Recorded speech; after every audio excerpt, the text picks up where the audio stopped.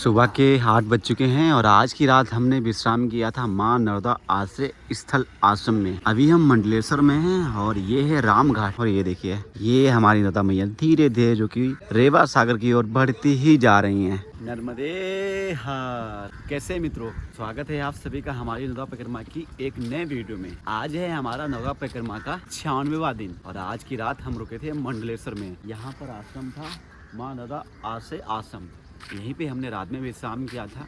अभी सुबह के लगभग 8 बज चुके हैं। स्नान पूजा आदि करके हमने जो अपनी आज की जो परिक्रमा है वो हमने शुरू कर दी है। अभी हम नर्मदा मैया के देखिए दर्शन करके बस सीधी ओम कालेश्वर के लिए आज की जो हमारी यात्रा है वो ओम कालेश्वर की होने वाली है। यहाँ से ओम कालेश्वर की जो दूरी है वो लगभग 58 किलोमीटर है। बाकी हम यहाँ से निकल तो चुके हैं, बाकी देखते हैं कि आज हम कहाँ पहुँचते हैं। लेकिन जो ये घाट है ना बहुत ही सुंदर है भाई। ये राम घाट है। यहाँ पर जब आप परिक्रमा करते आएंगे तो यहाँ पर एक दिन रुकना ज़रूर, क्योंकि यहाँ पे अलग ही यहाँ पर वाइफ आती है। सुबह का टाइम है, सभी लोग घाट पर मैया में स्नान करने और दर्शन करने आए हुए हैं। नर्मदे हर। यहाँ पर ये मैया का मंदिर है। सभी सुबह देखिए यहाँ पर नारियल चढ़ा रहे हैं। नर्मदे हर। यहाँ से हमारी जो रास्ता है वो रोड से ऊपर होकर जाएगी। नर्मदे हर। सुबह के अभी लगभग 9 बज चुके हैं और हमारी मैया देखो हमें मिली है। नर्मदे मैया। मैया आपने परिक्रमा कब शुरू की थी? अच्छा, अब मैया आपने चप्पल भी नहीं पहन रखी हैं। अच्छा, पैर फिसल गया होगा। तो ये जो वजन है आप लेके चल रही है, थोड़ा वजन कम कर दो ना इसमें। क्या है इसमें?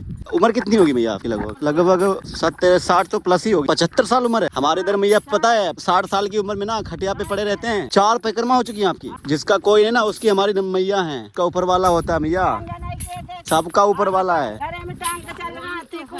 बिल्कुल। अच्छा, 4 परिक्रमा मैया आपकी हो गई। यहाँ ये चौथी परिक्रमा है। हाँ, चौथी है। ओ आपका तो पीछे वजन भी बहुत है इसमें। अपने टांगे हैं तो बे साथ में है। अच्छा, कोई नहीं है साथ में। नर्मदा ही पार लगाए, मैया ही पार लगाएंगे। के भरोसे आए हैं। बिल्कुल और नर्मदा के भरोसे जाएंगे। सही बात। देखो भाई, अभी मैया हमें मिली हैं और भाई 4 परिक्रमा कर चुकी हैं। हाँ, 4 परिक्रमा। अभी कहाँ आगे कहाँ रुकेंगे मैया? ये गाँव। अच्छा, आगे गाँव हुआ है वहीं रुकेंगी थोड़ा। भाई रुकेंगे। चलो मैया। या हम यूपी से हैं और मैं 3.5 महीने यात्रा करते हो गया। अभी अमरकंटक से हमने उठाई थी। चलिए मैया। नर्मदे हर। नर्मदे हर। अभी हम पगडंडी पर के बस चल ही रहे थे आगे के लिए और इसी बीच में हमारी मैया मिली और मैया से जब वार्तालाप हुई तो मैया जी ने बताया कि भैया लगभग 75 साल उम्र है और लगभग 4 परिक्रमा कर चुकी है। यानी सोचिए इस उम्र में परिक्रमा करना भाई बहुत ही टफ होता है। यानी कि चलना ही बहुत ही दिक्कत होता है। उसके बाद में इतना वजन लेकर चलना और 3600 किलोमीटर की मैया की परिक्रमा करना, वो भी पैदल, इतनी गर्मी में और इतना सामान लेकर। भाई ये तो ऐसा नहीं हो सकता। कोई न कोई शक्ति है जो दिखाई तो नहीं दे रही है लेकिन साथ चल रही है। अब आप मानो या ना मानो, बहुत लोग तो मनगढ़ंत कहानी बोलेंगे, लेकिन जो आंखों से देखता है उसको ही वो अनुभव होता है। लेकिन जिसको बताओ वो नहीं ऐसे मानेगा कि हाँ भैया 75 साल की उम्र में इतनी परिक्रमा कर सकते हैं। और लगभग इनके पास वजन कम से कम नहीं तो 15 से 16 किलो वजन होगा। और उतनी वजन लेकर ऐसे यानी झुक के चल रही हैं। हमारे पास ज़्यादा वजन भी नहीं है और इतने ही वजन में हमारी हालत ख़राब हो गई। ये देखो भाई, यहाँ पे आज भी बैल से खेती करी जाती है। इस एरिया में मक्का की फसल सबसे ज़्यादा होती है। नर्मदे यार बाबा, मक्का काट रहे हो? ये देखो भाई, बहुत ही इधर मक्का ज़्यादा होती है। सुबह के 10:30 बज चुके हैं। नर्मदे हर। कौन सा गांव है मैया? ये गांव कौन सा है? अभी हम ग्राम पतलाड़ में पहुंच चुके हैं। ये देखो भाई, नर्मदे हर मैया रास्ता ही है। पहुंच के चलना पड़ रहा है क्योंकि इधर कहीं भी आने की लिखा नहीं है ज़्यादा। नर्मदे हर। इधर से गाँव का जो सुंदरता होता है ना अलग ही होता है। देखो बिल्कुल यानी शांति है। नर्मदे हर। भाई साहब देखो, अभी कच्चे टमाटर हैं। ये टमाटर की पूरी फसल है। लगभग 2-3 एकड़ में पूरा टमाटर की ये फसल जो कि भाई लगाई गई है। नर्मदे हर। नर्मदे हर। ये देखो भाई, अभी यहाँ के जो गेहूं की जो फसल है वो यहाँ पर पक चुकी है। इतनी धूप तेज हो रही है कि हम बता नहीं सकते हैं। यानी कि जो अभी टाइम है लगभग 12 बज चुके हैं। जो निवाड़ की गर्मी है भाई, हालत ख़राब कर रही है। दोपहर के अभी लगभग मित्रों 12:30 बज चुके हैं और अभी हम ग्राम पिपलिया पहुंचने वाले हैं। यहाँ पर देख सकते हो उधर साइड में तो टमाटर की खेती थी, फिर गेहूं की, और ये देखो यहाँ पर प्याज की खेती है। इस दोपहर की तड़कती धूप में परिक्रमा करना भाई बड़ा ही दिक्कत का कार्य है। अब रही बात परिक्रमा वासियों की, परिक्रमा वासी ज़्यादातर यात्रा होली तक अपनी पूर्ण कर लेते हैं 99%, लेकिन 99% के बाद में जो रहते हैं वो वही लोग रहते हैं जो अमरकंटक से यात्रा उठाते हैं। जैसे हमारी यात्रा लगभग अभी 1 महीना और लगेगा पूरी होने में। और इधर के साइड के जो गेहूं की जो फसल है वो भाई ये देखो यहाँ पे कट के खेत भी जोत दिया गया हो। हमें लगता है इसमें और भी कोई फसल करी जाएगी। हमारे यूपी के साइड अभी गेहूं कहीं कहीं पके हैं, कहीं कहीं नहीं पके। बहुत ही तेज धूप है। अभी तक हमने कुछ ग्रहण नहीं किया था। पीछे एक बाबा थे, बिस्कुट दिया था उन्होंने, उठी हमने अभी खाया था। बस पानी की भरोसे भी चल रहे हैं, पानी पीते रहते हैं, चलते रहते हैं। ये अभी हम बढ़ रहे हैं पलिया घाट की तरफ। वहीं कहीं आश्रम बताया है कि आश्रम में भोजन मिलेगा। ये देखो भाई, उधर तो प्याज की फसल थी, इधर लहसुन की फसल देखने को मिल गई। यानी भाई मध्य प्रदेश के हर एक राज्य में अलग ही अलग आपको फसल देखने को मिलेगी। कहीं चना ज़्यादा मिलेंगे तो कहीं गन्ना ही गन्ना, कहीं मक्का ही मक्का। यही हमारे इंडिया की खूबसूरती है। कहीं पहाड़ हैं तो कहीं झरना है, तो कहीं रेगिस्तान है तो कहीं समुंदर है। यही है हमारा प्यारा हिंदुस्तान। चलो भाई, नमामि देव नर्मदे। ये देखो भाई, इधर हमें फिर से चने की फसल मिल चुकी है। अभी हम जब यहाँ से निकल कर गए थे तब चना हरा हरा था, और हम जब वापस आए हैं उत्तर तट पर तब भाई चना एकदम से देखो पक चुका है। अब ये काटा जाएगा और काट के ये मार्केट में भेजा जाएगा और किसान को पैसे मिलेंगे। ऐसे ही इस किसानों का जो जीवन है वो भाई धीरे धीरे चल रहा है। फसल बह रहे हैं, पका रहे हैं, काट रहे हैं, मंडी में बेच रहे हैं, पैसे ले रहे हैं, फिर से फसल को बह रहे हैं। यही है भाई किसान का जीवन। इधर साइड में लगभग हमारे 5 किलोमीटर इधर साइड में हमारी दादा मैया है, पास में ही इधर ही जो कि बाबा सिया राम जी का आश्रम है। ग्राम पिपलिया की तरफ बढ़ रहे हैं। नमामि देव नर्मदे तुदीय पाज पंकजम, नमामि देव नर्मदे। अभी हम पहुंच चुके हैं माँ रेवा संस्थान। दोपहर के 2:30 बज चुके हैं और अभी हम पहुंच चुके हैं पांड्या घाटी में। लगभग यहाँ पे हम 12:30 बजे आ गए थे और यहाँ पर हम भोजन आदि करके बस अभी यहाँ से आगे की तरफ निकल रहे हैं। और धूप मित्रों बहुत ही है और चलना तो है ही। अभी ओमकारेश्वर की तरफ जाना है और इसीलिए यानी हमने ये जो गमछा है ना इसको भिगा लिया, ऊपर रख लिया है ताकि धूप ना लगे ज़्यादा। हर वीडियो में हम यही बताते हैं, आप भी सोचने पड़े होंगे। इससे ना बहुत ही राहत मिलती है, धूप भी ज़्यादा नहीं लगती है और ठंडक आती रहती है। चलते हैं और धूप तो भैया बढ़ती ही जा रही है। दोपहर के अभी लगभग 3 बज चुके हैं। यहाँ के जो लोकल लोग हैं, जो किसान हैं भाई, वो अभी भी यानी गेहूं का हट रहे हैं। इतनी हद दोपहरी का समय है, यानी भयंकर धूप है। इस समय यहाँ के ये जो किसान हैं भाई गेहूं की अभी कटाई कर रहे हैं। वही कहावत है ना, काटोगे नहीं तो खाओगे क्या। यानी भैया अगर ये करेंगे नहीं, 4-5 महीने की मेहनत है, अगर नहीं काटेंगे, बाई चांस तूफान आ गया, बारिश आ गई, तो पूरी मेहनत ख़राब हो जाएगी। इसीलिए मजबूरी है किसानों को भी कि उनको टाइम से फसल काटनी पड़ती है। दोपहरी में मत काटो। हम तो इतना बोलेंगे कि बीमारी लग गई, अगर काला हो गया।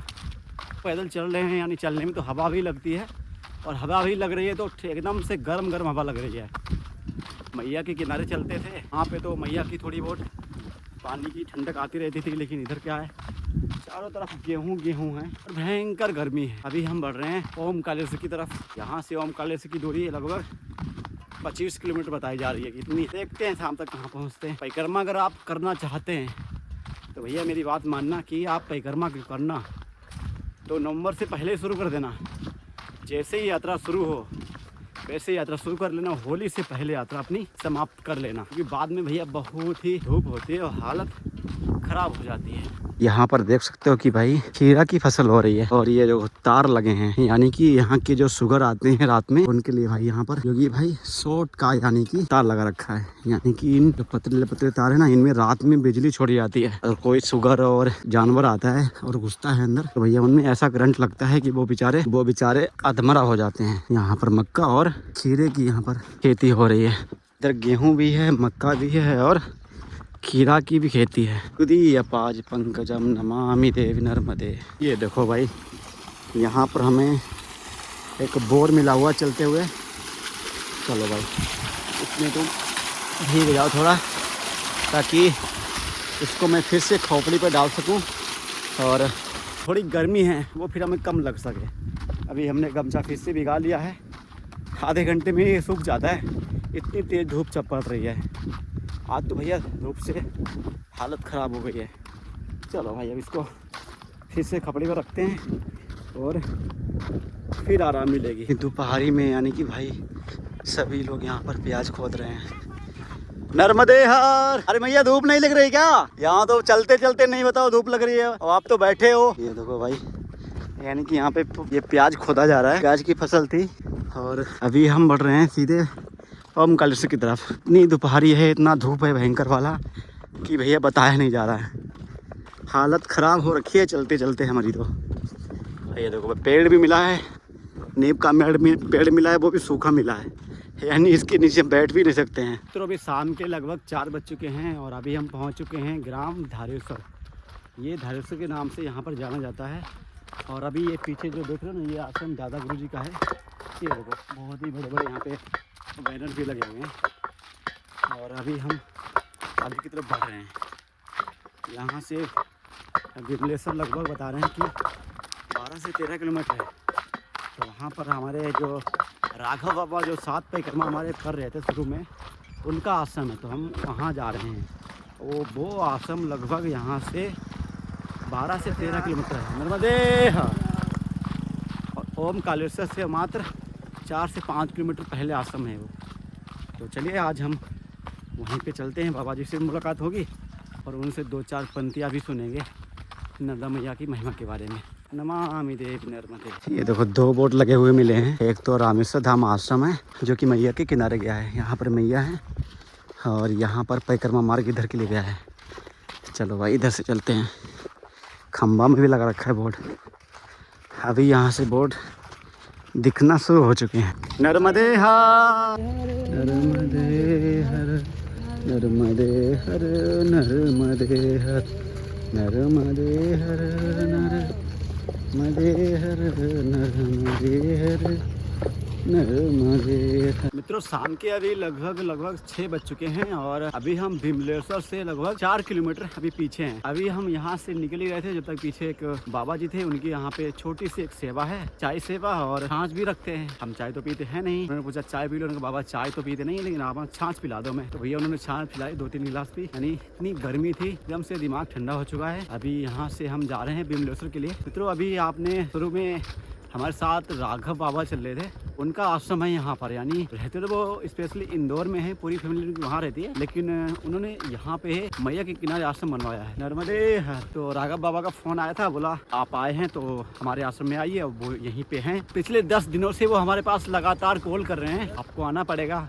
और हम भी उनको यानी बोलते जा रहे हैं कि हम आ रहे हैं। और आज 10वां दिन हो चुका है और आज है वो, आज जाने वाले हैं वापस से इंदौर। तो हमने कहा इतने दिन से हमने उन्हें रोक रखा है, चलो भाई आज क्यों ना चलते हैं और उनसे मिल के ही फिर उनको विदा करते हैं। तो अभी हम यहाँ से लगभग 4 किलोमीटर आश्रम है उनका। आश्रम 4 किलोमीटर लगभग 1 घंटा और लग जाएगा अभी, यानी 7 बजे तक हम आराम से पहुँच जाएंगे। अभी सूर्य भी अस्त नहीं हुआ है, लगभग 7 बजे तो यहाँ पे सूर्य अस्त होता है। तो जब तक सूरज अस्त होगा, जब तक हम राघवेंद्र बाबा के आश्रम पर पहुंच जाएंगे। तो बस अभी आज की जो परिक्रमा है वो हमारी लगभग 46 किलोमीटर की हो जाएगी। और यहाँ से ओमकालेश्वर भी पास में ही है, यानी जहाँ पे राघवेंद्र बाबा का आश्रम है, वहाँ से ओमकालेश्वर दिखता है बिल्कुल। थोड़ा ही दूर है, लगभग 5-6 किलोमीटर की दूरी है वहाँ से ओमकालेश्वर की। ओमकालेश्वर से आगे भी हम निकल जाएंगे। आज की जो परिक्रमा है वो हमारी लगभग पूरी होने जा रही है। नर्मदे हर। तो चलो भाई, अभी हम विमलेश्वर चलते हैं और बाबा से मुलाकात करते हैं। नर्मदे हर, नमामि देवी नर्मदे। और यहीं पे हमारे बाबा जी राघवेंद्र बाबा का आश्रम है। चलो अभी आश्रम में चलते हैं, बाबा से मिलते हैं। तो भाई अभी शाम के लगभग 7:30 बज चुके हैं और अभी हम आ चुके हैं विमलेश्वर में। बाबा जी हमारे मिल चुके हैं एंड अभी यहाँ पे बारात है, तो बारात में ही यहाँ पे भी हम भोजन करने जा रहे हैं। बाबा जी को थोड़ा जल्दी है। बाबा जी हमारे जो कि इंदौर जा रहे हैं आज, ज़्यादा जल्दी है बाबा जी आपको? हाँ, आज जाना है। मैं बहुत दिन से यहाँ पर रुका हुआ था, 3 तारीख से आपकी प्रतीक्षा कर रहा था, क्योंकि एक लंबे समय तक आप हम परिक्रमा में साथ साथ रहे और मेरी परिक्रमा क्योंकि यहाँ पर पूर्ण हो गई थी।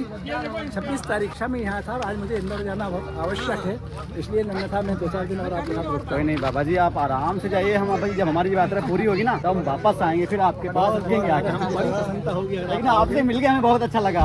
आप लोग आए नहीं, लेकिन ये सब आपसे परिचित हो गए, हमारे आश्रम वाले, हमारे बाबा शादी। यहाँ आने के बाद जो है बाबा मतलब कि जितने यहाँ पे आश्रम में मतलब आपकी इतनी चर्चा हुई है यहाँ पे। जान पहचान के जितने भी लोग थे, आते ही लोगों ने पहचान लिया। हमारे लिए वही बड़ी बात है कि बाबा के माध्यम से जो है लोग यहाँ पे आने के बाद जुड़े। गाँव में ही बाबा, अभी हम जैसे गाँव में घुसे ना तो 2-4 लोग वैसे ही जान लेते थे, आगे जाओ, आगे आश्रम होते थे। चलो भाई, अभी हम इस शादी में आए हैं और शादी में भोजन करते हैं, फिर आप लोगों से मिलते हैं। अभी हम भाई बारात में आए हैं और यहाँ पे भोजन करने के लिए ये देखो निमाड़ का कुछ इस प्रकार से यहाँ पर सभी बारातियों को यहाँ पर भोजन कराया जाता है। चलिए आज हम भी बारात में शामिल होते हैं और यहाँ का भोजन करते हैं। नर्मदे। हाँ